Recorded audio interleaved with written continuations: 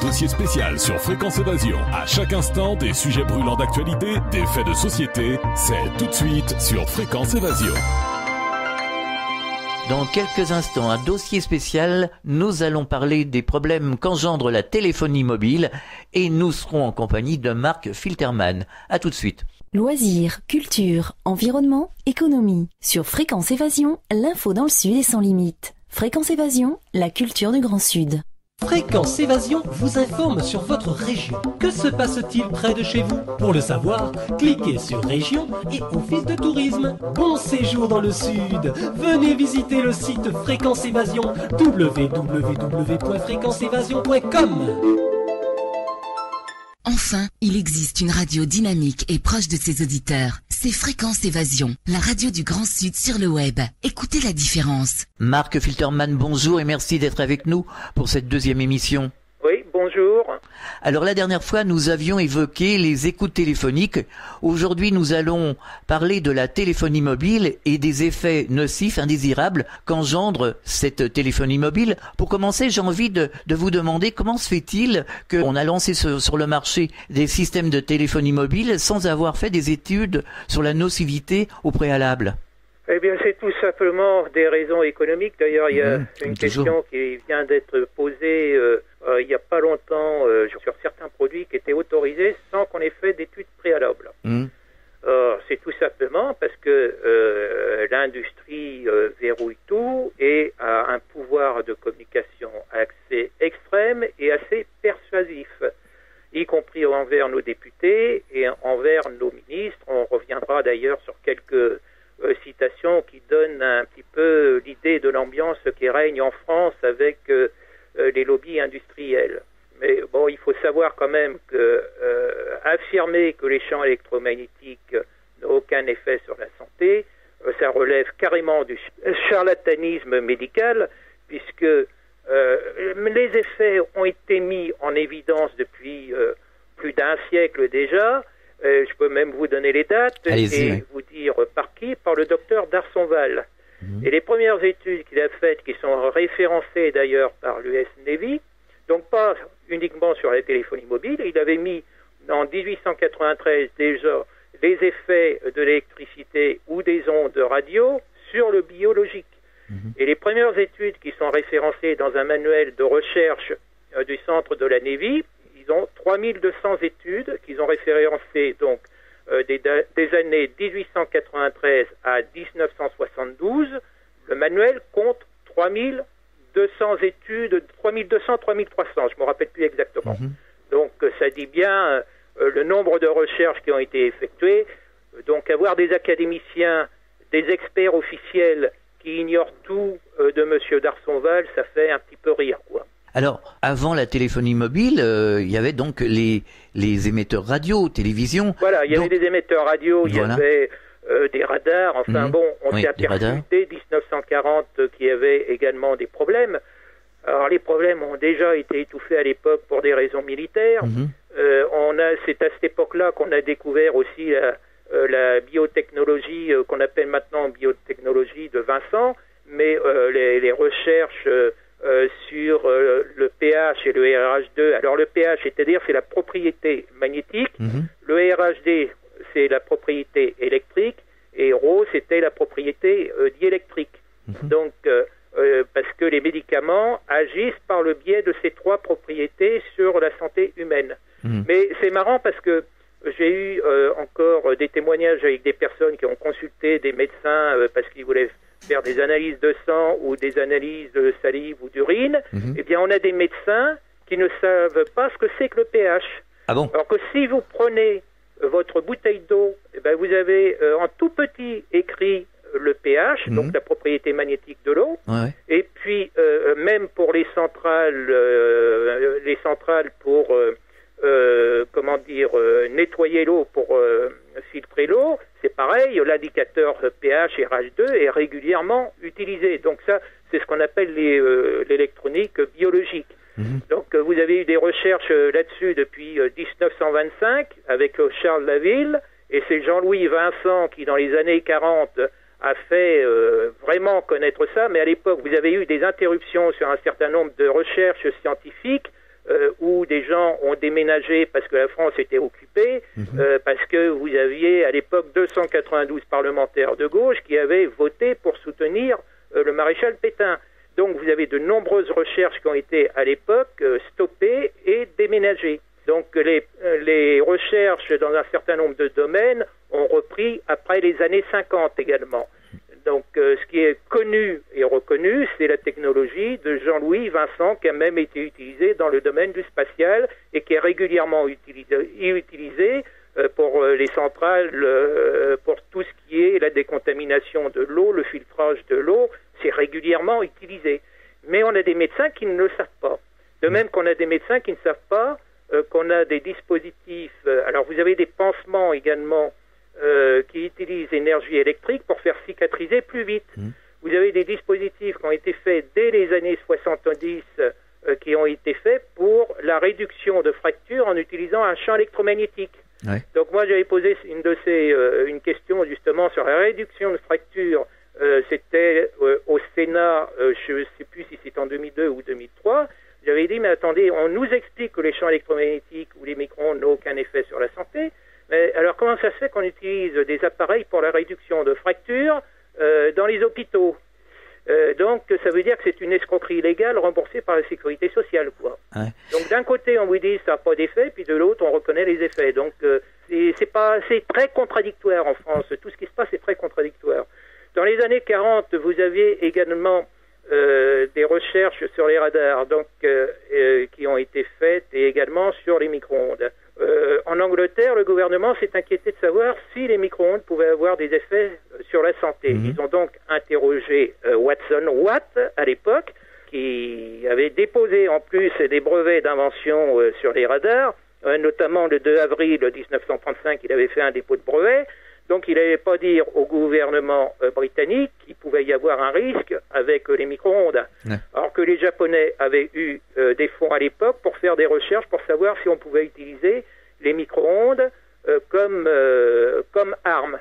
Donc déjà à l'époque, vous voyez, c'était étudié pour utiliser les micro-ondes comme arme. Bon, les radars, on savait effectivement qu'il pouvait y avoir des soucis parce que vous avez eu Murphy Camp opération en 1942 qui a été classifié secret en 1943, parce que vous aviez des techniciens qui se plaignaient déjà à l'époque de migraines assez violentes, qui avaient des problèmes de vue. On a également constaté des dépressions et aussi un taux de suicide beaucoup plus élevé chez les opérateurs radio et radar. Donc déjà en 1943, on avait constaté un certain nombre de problèmes. Alors les premières normes qui ont été faites ont été...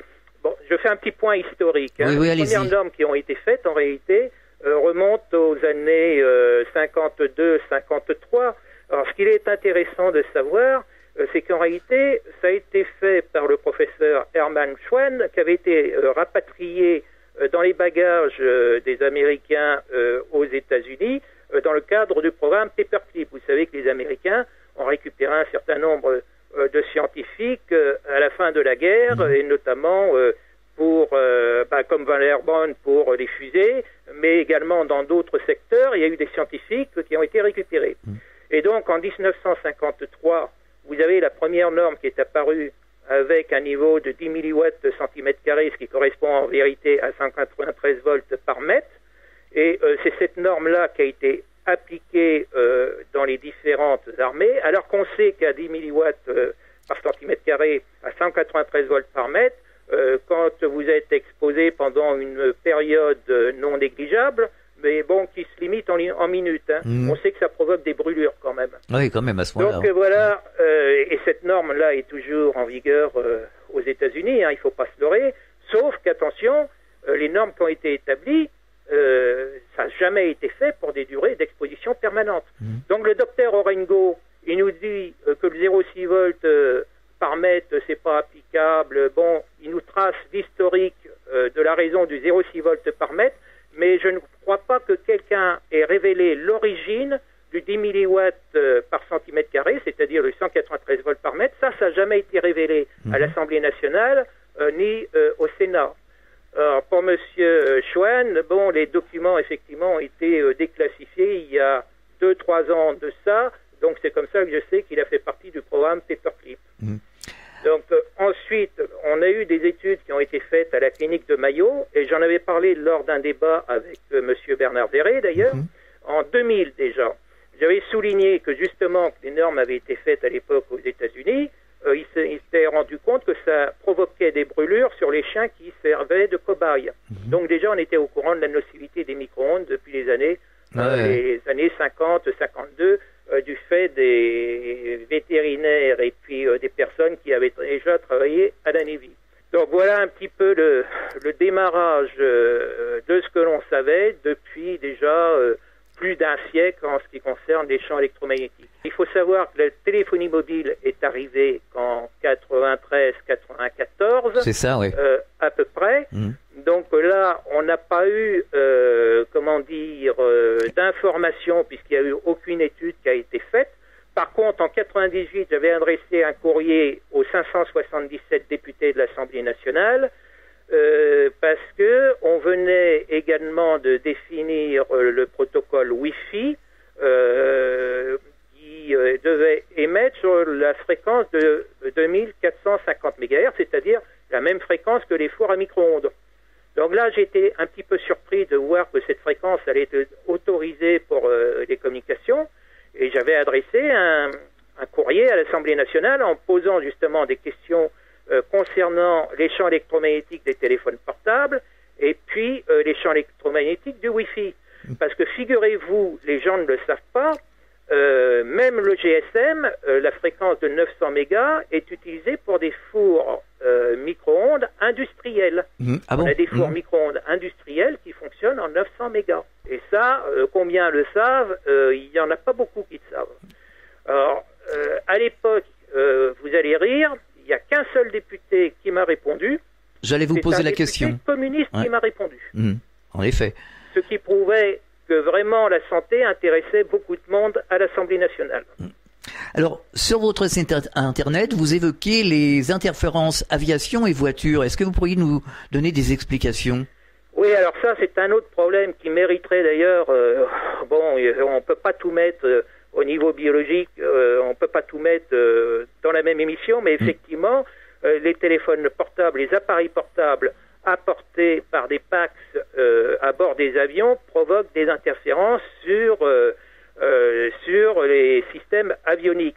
Mais là, il faut qu'il y ait certaines conditions techniques particulières pour que les systèmes avioniques et notamment de radionavigation soient perturbés.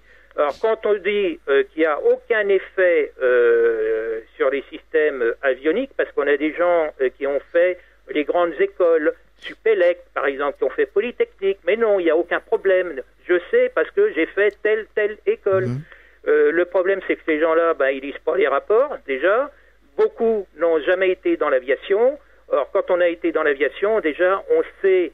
on commence par lire également certains rapports techniques et on sait qu'il y a eu des incidents, et l'année dernière encore il y a eu un rapport qui est sorti pour référencer un certain nombre d'incidents. Mais bon, là aussi il y a une chose qui n'est pas prise en compte quand des tests sont faits. Il faut voir que dans un avion vous pouvez avoir de 300 à 500 passagers. Donc si à l'atterrissage ou au décollage vous avez tout le monde qui se met à téléphoner, venir dire qu'il n'y a pas de risque de perturbation des systèmes, c'est plus que limite, quoi. C'est comme les gens qui se permettent de venir dire dans des forums sur Internet, j'en ai vu, qui viennent dire que les fours micro-ondes, par exemple, c'est une cage de Faraday, que l'avion c'est une cage de Faraday. Non, c'est faux. Il y a des fuites de partout, hein. Même en aviation, vous avez certains systèmes qui peuvent perturber d'autres systèmes. Quand on mesure des fours micro-ondes qui sont neufs, on peut avoir des fuites de 4 à 12 volts par mètre. Donc quand on met quelque chose à cuire dans un four micro-ondes, on ne reste pas en face. Alors justement, pour expliquer comment fonctionne un four à micro-ondes. Alors dans un four à micro-ondes, c'est pas compliqué, vous avez juste un magnétron qui provoque, l'excitation des molécules, et quand c'est quelque chose qui est sec comme de la porcelaine ou bien n'importe quoi, ça ne chauffe pas. Par contre, quand vous mettez quelque chose qui est humide, puisque en réalité ce sont les molécules d'eau dont la rotation va être modifiée X fois par seconde qui va provoquer cet échauffement. Donc les légumes, c'est pareil. Alors il y a eu une étude qui avait été faite justement sur les légumes qui étaient mis, c'est là qu'on va voir les pressions de l'industrie comme elles sont fortes. À l'époque, il y avait une étude qui avait été faite pour savoir s'il pouvait y avoir des problèmes avec des légumes, s'il pouvait y avoir des radicaux libres ou des problèmes de ce genre, radicaux libres qui sont cancérigènes. Et à l'époque, le professeur Blanc et un autre de ses collègues, ils ont eu de sérieux ennuis avec, le lobby qui fabriquait les fours à micro-ondes, et on leur a interdit de faire toute publication. Et ce qui s'est passé, c'est qu'ils ont déposé une plainte devant la Cour européenne des droits de l'homme pour violation de l'article 10 de la Convention européenne, puisque il y avait une violation caractérisée concernant cet article, puisque c'était une entrave à la liberté de communication. Mais vous inquiétez pas, en France, on a des députés qui ont essayé de faire la même chose en 2005. Ouais. C'est-à-dire qu'on a eu dans un article 17 d'une loi de 2005, il y a des députés qui s'étaient autorisés à mettre toute publicité mentionnant un usage déconseillé ou prohibé des appareils de téléphonie mobile est interdite. Donc vous voyez, un usage déconseillé, c'est-à-dire que dans ce cas-là, vous pouviez plus écrire de livres, vous pouviez plus faire de conférences sur le sujet. Ouais. Parce qu'un usage déconseillé, si vous faisiez une conférence sur le sujet de la nocivité des ondes, au titre de cet article, donc vous voyez un petit peu les députés que nous avons. Ouais. Donc c'était un texte du 13 juillet 2005. Et à l'époque, j'ai écrit à quelques députés, dont Madame Rivasi, en faisant remarquer, attendez, il y a quand même un petit souci. Là. L'article 17 de ce texte de loi viole carrément l'article 10 de la Convention européenne des droits de l'homme. Donc vous voyez, quand on parle de censure ou de dictature, on n'en est pas loin quand on a des députés qui passent ce genre d'articles dans les textes de loi. Qu'est-ce qu'elle vous a répondu, Michel Rivasi ? De toute façon, moi je lui ai transmis l'information. Oui. Après, ce qui a été fait, je pense que, de toute façon, la loi à l'époque n'est pas passée. Hein. Dans le texte de loi, il y avait le député Brard, je sais qu'il y avait Madame Kosciusko-Morizet également. Heureusement qu'un tel texte n'a pas été adopté, parce que là, ça devenait... de toute façon, c'était une violation de l'article 10 de la Convention européenne des droits de l'homme. C'est clair, net et précis. On marque une pause, on revient dans quelques instants. Radio Fréquence Évasion, le son de la Côte d'Azur. Sur Fréquence Évasion, les stars d'hier, d'aujourd'hui et de demain se racontent en toute liberté. Pour en savoir plus, cliquez sur Programme. Bon surf sur le site de Fréquence Évasion, www.fréquenceévasion.com. Venez découvrir la cuisine et les recettes du Grand Sud. De la Corse à la Provence, du Languedoc au pays toulousain, toutes les recettes du terroir vous sont proposées sur le site de Fréquence Évasion. Cliquez sur Programme et Cuisine. Bon appétit avec Fréquence Évasion. www.fréquenceévasion.com. Prenez de l'altitude avec Fréquence Évasion. Nous sommes de retour sur Fréquence Évasion. Nous parlons de problèmes qu'engendre la téléphonie mobile. Nous sommes dans cette émission dossier spécial avec notre invité Marc Filterman. Alors aujourd'hui, où en est-on justement ? Quelle est la situation par rapport justement aux députés, au gouvernement ? Est-ce qu'on avance ou ça stagne ? Dire qu'on avance, c'est la même politique. Moi, ce que je vois actuellement... le PS adopte la même politique que l'UMP, parce que je ne sais plus qui a déclaré que de toute façon il n'était pas question de revoir les normes actuellement en vigueur. Or les normes en vigueur, de toute façon, elles seront inapplicables.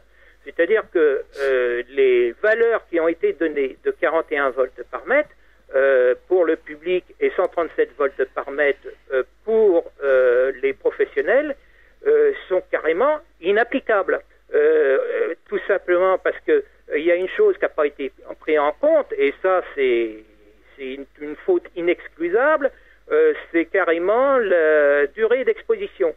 Donc si vous restez un petit peu trop longtemps à côté d'une flamme, je pense que vous allez la sentir passer. Ah bah oui, c'est sûr. Ouais. Et ben là, pour les champs électromagnétiques, le problème est le même. Et qu'on ait pu sortir une réglementation pour les professionnels de 137 volts par mètre, c'est absolument inadmissible.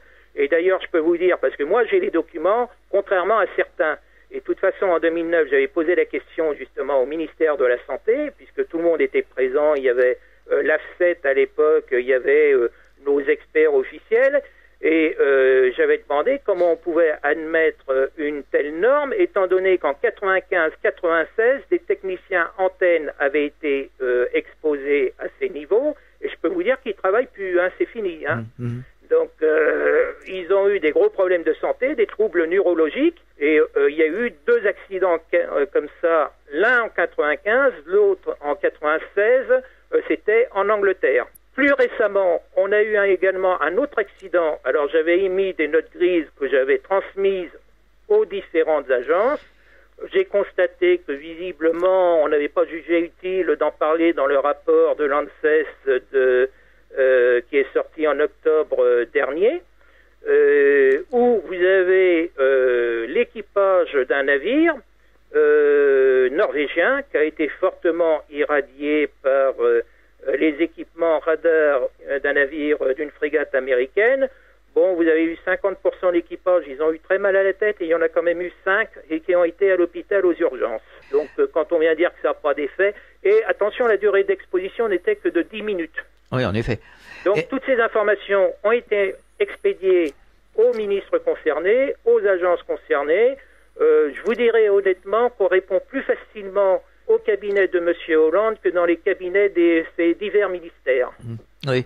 Alors, il y a une différence entre la campagne et la ville. En ville, quand même, il y a une densité de population, donc de Wi-Fi, de fours à micro-ondes. C'est quand même catastrophique. Je pense à Paris, aux grandes cités. Bon, c'est d'autant plus catastrophique que les sources se multiplient. On a maintenant des Freebox, des Livebox, où on va avoir... on a le Wi-Fi, alors ça, on l'a depuis un certain temps.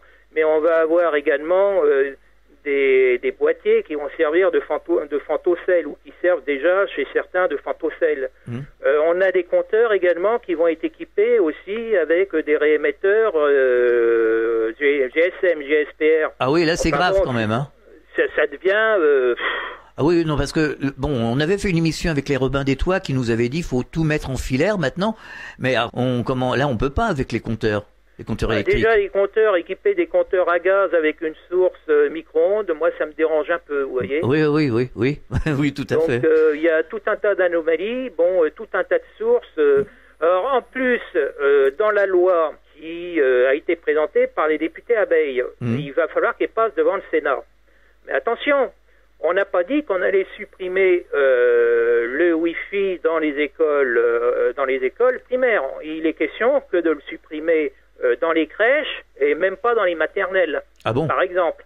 Or, moi, j'ai eu un échange avec un scientifique qui était un ex-officier des services de renseignement étrangers, qui est intervenu d'ailleurs en Afrique du Sud, qui avait donné une interview à une radio en Afrique du Sud, et qui avait expliqué qu'on avait une majorité d'études qui démontraient les effets des champs électromagnétiques sur la santé, et que visiblement, aucun État ne se souciait des conséquences médicales qu'il pouvait y avoir sur la population.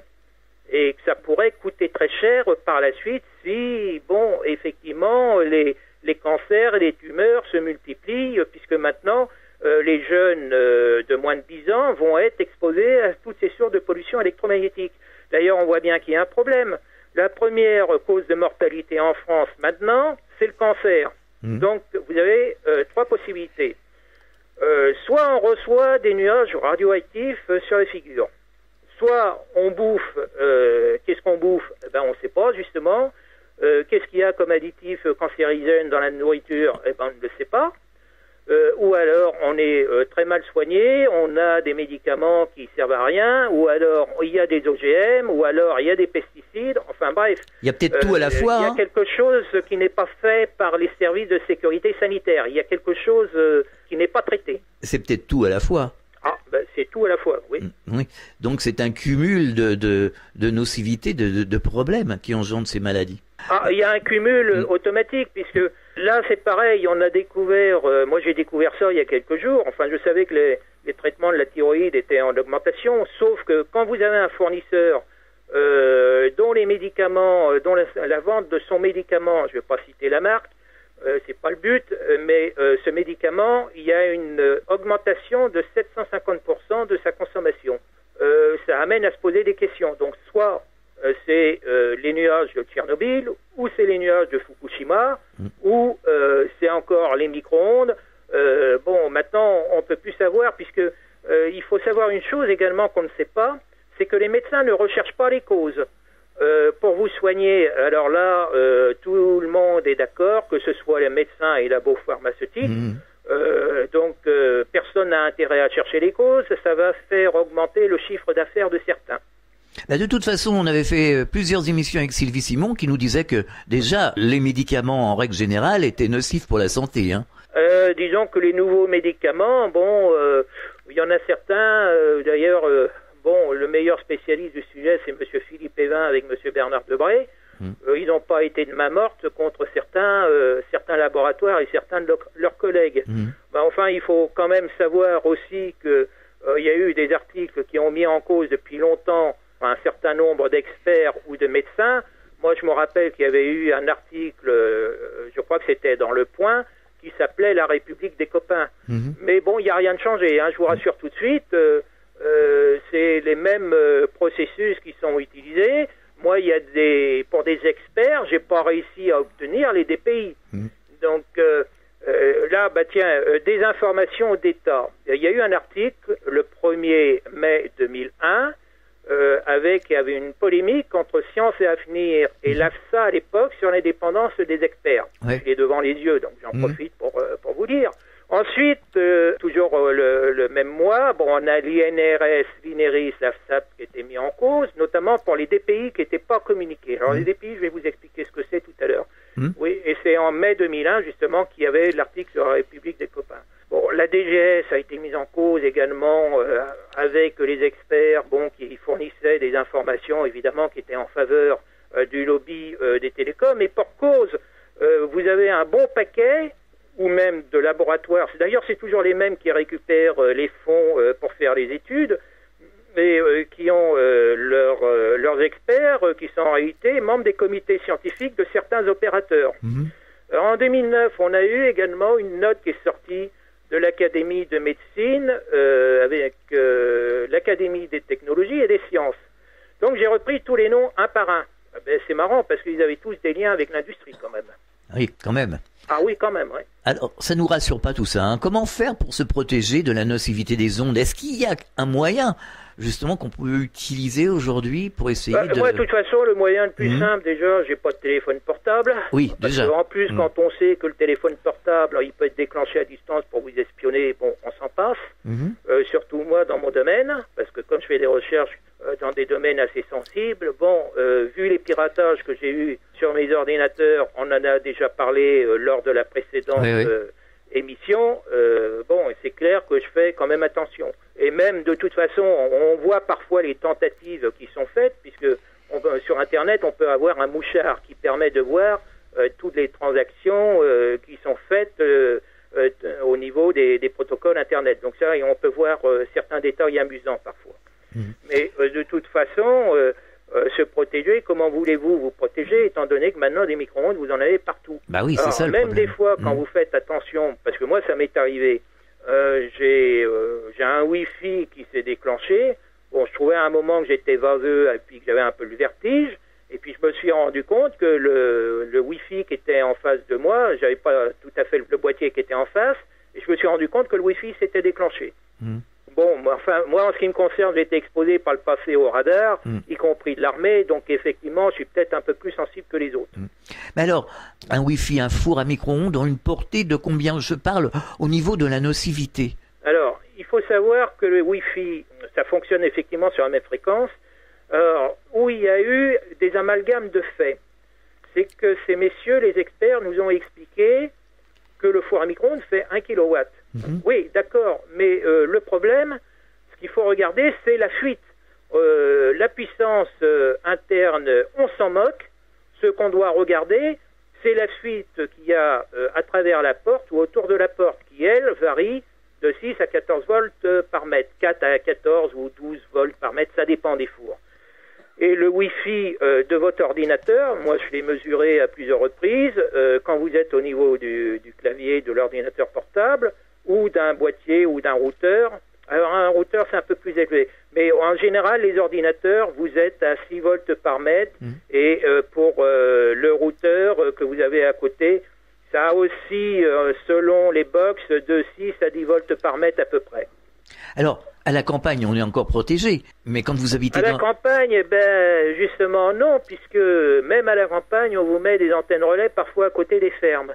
Ce qui peut poser du problème pour le bétail. C'est déjà arrivé que, par exemple, les œufs de poule, le taux de mortalité augmente. Or ça, que les œufs de poule soient sensibles au micro-ondes, on le sait depuis les recherches de Delgado qui remontent aux années 70, qui avait mis en évidence déjà à l'époque les effets des champs électromagnétiques sur les œufs. Mais vous n'avez pas besoin d'aller aussi loin. On peut remonter aux études de Madeleine Bastide, qui a mis en évidence un taux de mortalité au niveau des œufs de l'ordre de 50 à 70%, selon les expériences, parce qu'elle a fait des expériences en tenant compte des problèmes micro-ondes, également des problèmes ELF générés par les téléphones portables. Or, les œufs exposés au téléphone portable, elle arrivait à des taux de mortalité des embryons qui atteignaient 60%. C'est marrant parce que les études comme ça, on n'aime pas du tout en parler. Vous avez Dirk Adang également qui a fait des recherches aussi à l'université de Louvain, donc en Belgique, sur les rats. Il a exposé des rats au micro-ondes de petites antennes relais, et le taux de mortalité était beaucoup plus élevé dans le groupe des rats exposés que dans le groupe des rats témoins. Les rats témoins, le taux de mortalité était beaucoup moins élevé. Bon, maintenant, il y a une expérience qui est très simple à faire. Vous prenez votre téléphone portable, vous mettez des fourmis dessus, et puis vous chronométrez le temps de résistance des fourmis qui cavalent sur votre téléphone portable qui est en service.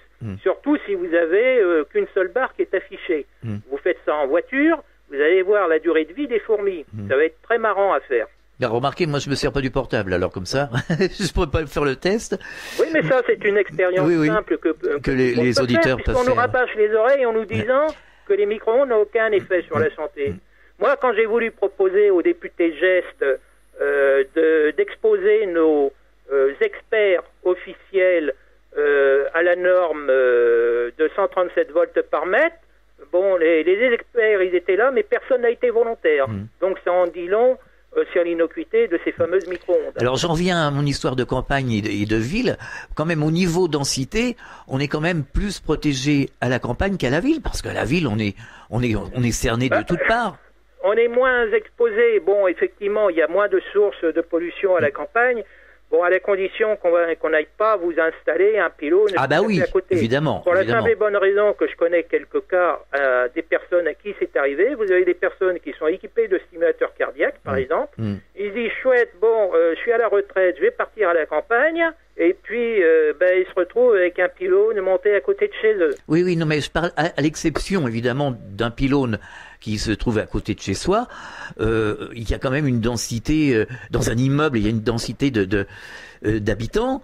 Alors donc, c'est multiplié par je sais pas combien, les Wi-Fi, les fours à micro-ondes. Tandis qu'à la campagne, bon, les voisins sont quand même assez éloignés.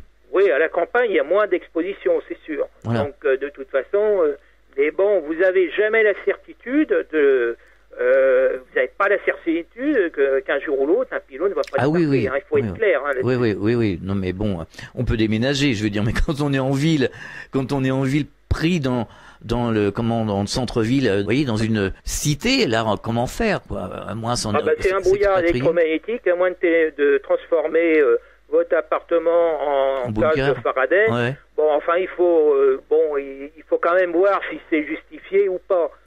Si vous avez des niveaux qui sont inférieurs à 1 volt par mètre, c'est pas la peine d'aller vous blinder avec.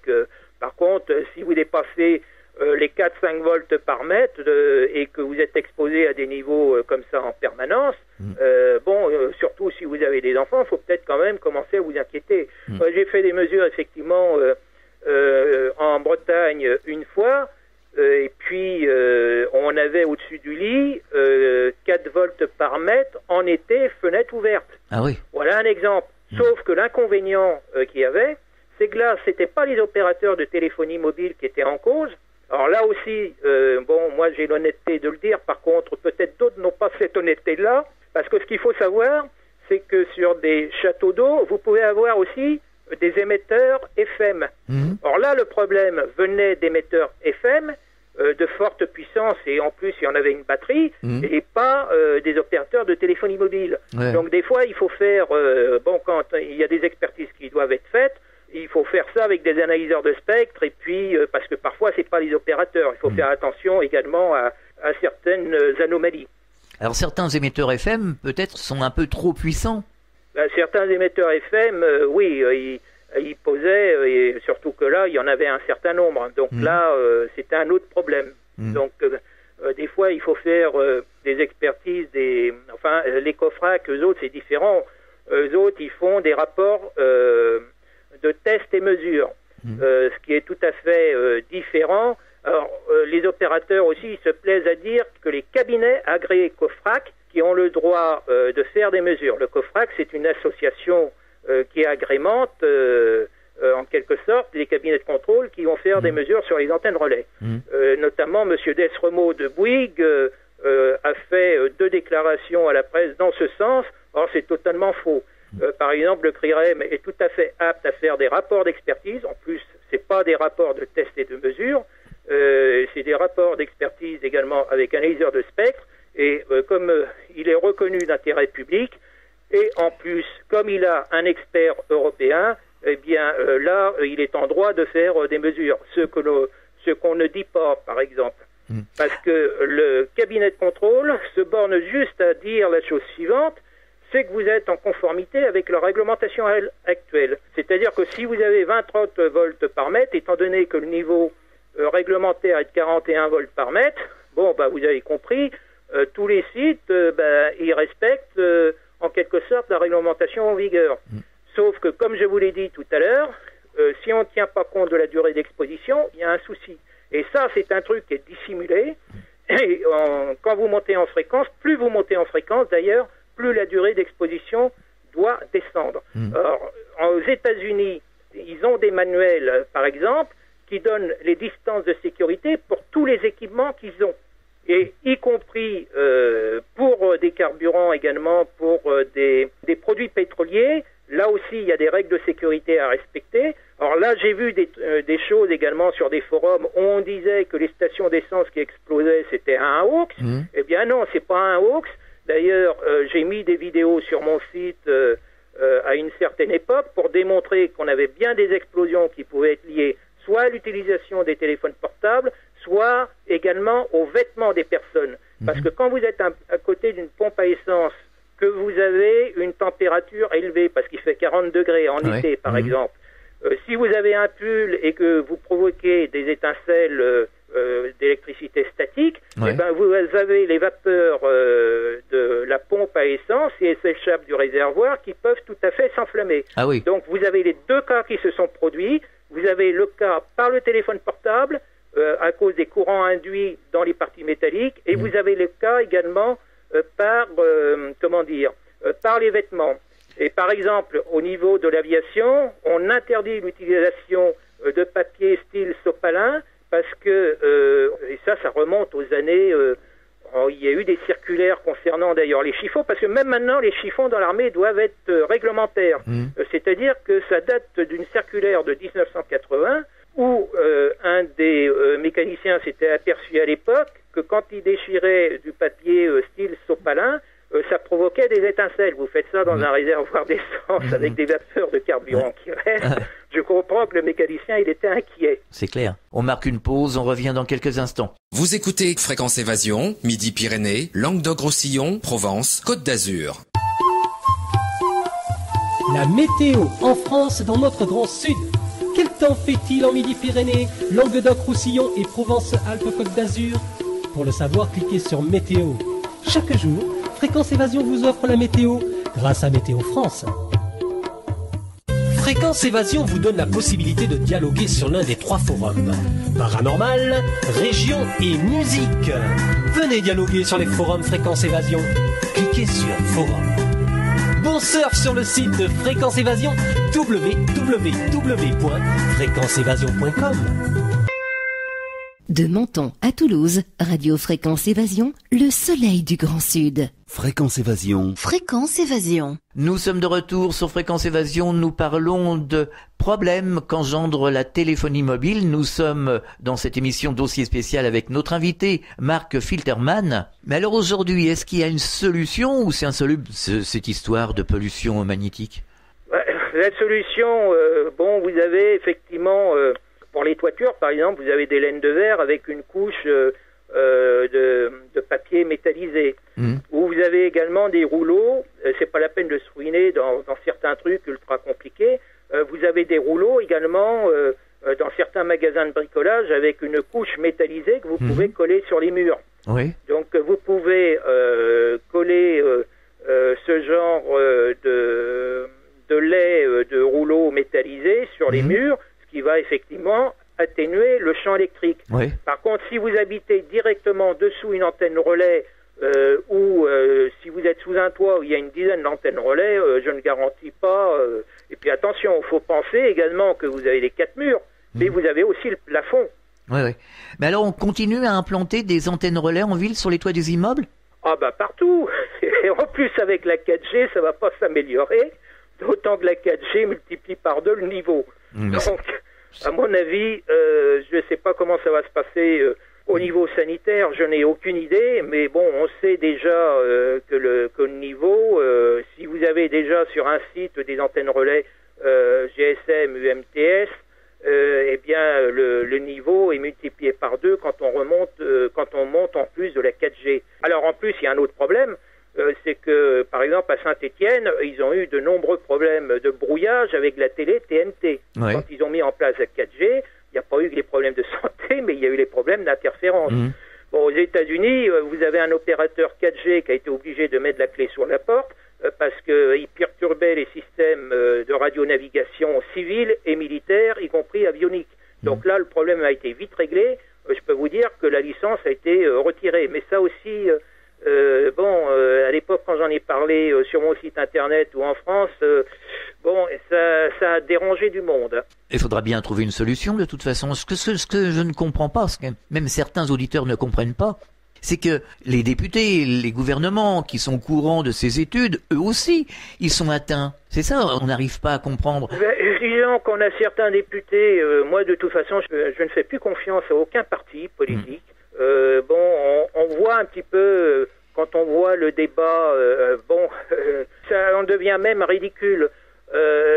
Vous avez entendu le Premier ministre ou Madame Belkacem dire que la théorie c'est du genre, c'était imaginaire, il n'en avait jamais été question, on n'en a jamais parlé en France. Bah écoutez, c'est pas compliqué, vous tapez théorie du genre sur Google, sur Internet, vous allez avoir 14 000 résultats. Bien entendu, même en tapant théorie du genre et groupe de travail, vous avez 14 000 résultats et vous verrez qu'il y a des groupes de travail, qu'il y a eu des groupes de travail. Sur les réseaux sociaux, on en parle beaucoup. De toute façon, on a tout un certain nombre de députés qui sont liés par des intérêts ou par des doctrines. Donc à partir de là, quand vous avez là aussi des députés ou des sénateurs qui ont des associations, qui ont des fondations dont on ne sait pas comment ils sont financés, pour certaines, ça pose question.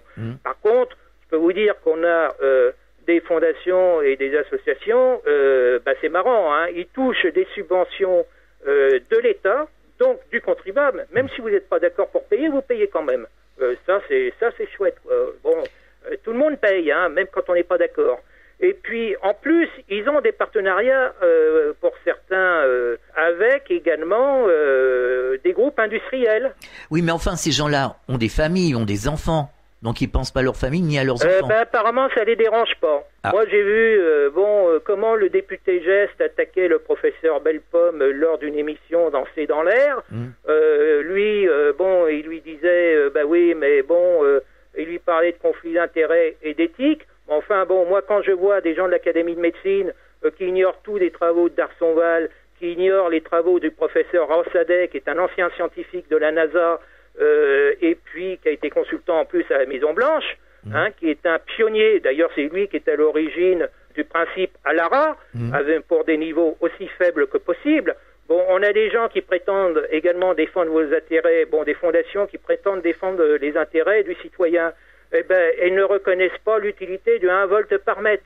Alors, je vais vous faire rigoler, parce que quand on dit que les champs électromagnétiques bas niveau n'ont aucun effet au niveau sanitaire ou sur l'EEG. Alors, l'EEG, c'est les électroencéphalogrammes. Oui. Alors, ce qu'il faut savoir, c'est qu'au niveau du spectre cérébral, et là, j'avais eu un échange avec un membre de l'AFSET à l'époque qui avait été assez virulent, où je lui avais fait remarquer qu'on avait, au niveau des ondes alpha, c'est-à-dire de 8 à 14 Hz, vous avez des niveaux de 500 microvolts à 500 microvolts pour le spectre cérébral. Oui. Pour les ondes delta, vous êtes entre 1 et 2 millivolts. Pour les ondes bêta, entre 5 microvolts et 20 microvolts. Donc, on a mis au point des électroencéphalogrammes pour regarder votre spectre cérébral, qui fonctionne avec des micro-courants, et puis on vient vous dire non, les champs électromagnétiques n'ont aucun effet sur le cerveau. Bon, ça fait pas sérieux. En plus, dans les années 70, à la Salpêtrière, vous avez un équipement qui s'appelle un magnétoencéphalogramme. Il faut savoir que ces matériels-là sont dérivés de recherche militaire. Parce que, avec un EEG, un électroencéphalogramme, vous déterminez la tension, la différence de potentiel à certains endroits au niveau de la boîte crânienne. Sauf que les champs électriques peuvent être déviés par les os. D'où la réalisation dans les années 70, notamment par les services secrets américains et russes qui se bégaraient pour mettre au point des systèmes de magnétoencéphalographie très efficaces pour déterminer les points précis d'où émanaient certains signaux cérébraux. Donc, avec la magnétoencéphalographie, par contre, là, c'est avec le champ magnétique, avec, parce qu'un champ électrique génère un champ magnétique. Oui. Donc, il faut avoir des boucles c'est des boucles de Josephson qui sont faites en général avec de l'indium, si je me trompe pas, et pour avoir les points d'origine précis de certains signaux cérébraux. Et j'ai découvert en 2008 que la Salpêtrière avait fait un programme pour refaire des expériences qui ont été faites dans les années 70 dans les pays de l'Est et puis aux États-Unis. Donc bon, je trouve ça amusant de venir dire que les champs électromagnétiques n'ont pas d'effet au niveau. Alors oui, ils ont fait une chose également, c'est encore plus drôle. C'est-à-dire qu'ils ont, j'ai vu M. Véret en 2000 à l'Assemblée nationale, puisqu'on avait le docteur Carlo qui était venu, qui a été descendu en flammes. À l'époque, il travaillait pour les télécoms, et quand il a dit qu'il y avait des effets effectivement avérés des ondes de la téléphonie mobile sur la santé, sur le cerveau, là, il n'était plus en odeur de sainteté auprès du CTIA américain qui regroupait l'industrie de la téléphonie mobile. Et à l'époque, il a déclaré la chose suivante, qu'il fallait distinguer les effets biologiques des effets sanitaires. Donc quand on entend ça, ça pose un problème. Oui. Parce que les effets biologiques ont toujours abouti à des effets sanitaires obligatoirement. Et c'est ce qu'a fait remarquer d'ailleurs un des chercheurs assez virulemment lors de ce colloque, en disant que c'était anti-académique de dire ça et anti-scientifique. C'est-à-dire que déclarer que les effets biologiques et sanitaires, ça n'a rien à voir, quand on sait que l'un découle de l'autre, même moi, ça je l'apprenais à l'école à l'époque où j'étais à l'école encore en biologie. Alors, pour terminer, une question d'une auditrice qui nous a envoyé un mail la semaine dernière qui nous demande: est-ce qu'il est possible d'équiper en filaire la dernière génération de PC, d'ordinateurs? Est-ce que les derniers ordinateurs acceptent bien le filaire? Vous pouvez les brancher, vous avez une prise Ethernet pour les brancher sur le routeur. D'accord. Donc, oui, tous les ordinateurs peuvent être branchés sur le routeur. Je reconnais par contre que quand on veut déconnecter le Wi-Fi, ça pose parfois des soucis parce qu'il faut avoir les compétences pour aller traîner dans le logiciel de gestion de la box. Ouais. Parce que, alors justement, dans la loi, il a été demandé que le Wi-Fi soit désactivé par défaut. Parce que le seul truc qui se met en service dès que vous mettez la box en service, ça, le Wi-Fi, il démarre automatiquement. Est-ce que vous auriez, pour terminer, un message adressé aux auditeurs? Déjà, d'utiliser le kit main libre, pour commencer, de ne pas utiliser un téléphone portable, même avec le kit main libre, en voiture, ou également dans les ascenseurs, Il y a un autre problème également dans les bus et puis dans les métros où il peut y avoir des personnes qui sont équipées de stimulateurs cardiaques et qui, selon la génération du stimulateur cardiaque, peuvent avoir des malaises parce que le champ électromagnétique va perturber le stimulateur cardiaque. Et il y a eu quelques incidents comme ça. Ça, c'est quelque chose qu'il faut savoir. Et on ne met pas un GSM sur la table de nuit parce qu'un GSM, même quand un GSM est en veille, les circuits électroniques consomment du courant, donc automatiquement vous avez des circuits qui rayonnent, et ça beaucoup ne le savent pas. Et en plus, comme vous avez par moment un échange entre les stations relais et le téléphone portable, un langage technique en quelque sorte, parfois votre téléphone portable il peut se mettre en émission. Ça aussi, les gens, ils croient que quand il est en veille, il n'y a pas de problème. Et on ne dort pas avec un téléphone portable sous l'oreiller. On n'utilise pas un ordinateur portable ou une tablette graphique. Alors là, les lois sur les téléphones portables ne servent plus à grand-chose du coup, parce que utiliser une tablette graphique ou un ordinateur avec du Wi-Fi ou sans Wi-Fi sur les genoux, je peux vous dire que pour les organes reproducteurs, c'est peut-être pas la meilleure des choses.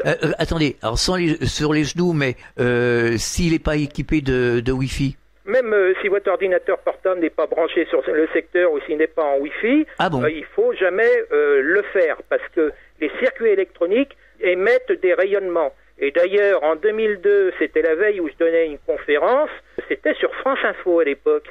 Et il y a une information qui m'a assez surpris parce que il y a une personne qui avait passé 4-5 heures dans le train avec son ordinateur portable sur les genoux et apparemment, il avait eu quelques soucis de santé au niveau des bijoux de famille.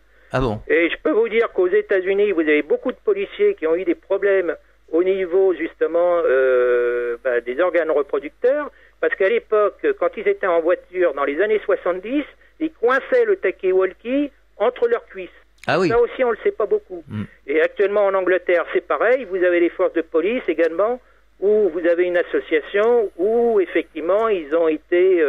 des informations leur sont remontées comme quoi ils avaient des hommes qui avaient des problèmes de santé. Alors, rappelez-nous l'adresse de votre site Internet. Alors, l'adresse de mon site Internet est très simple. C'est Filterman, Filterman, comlu.com, alors comlu, comlu.com, com/gsm.htm.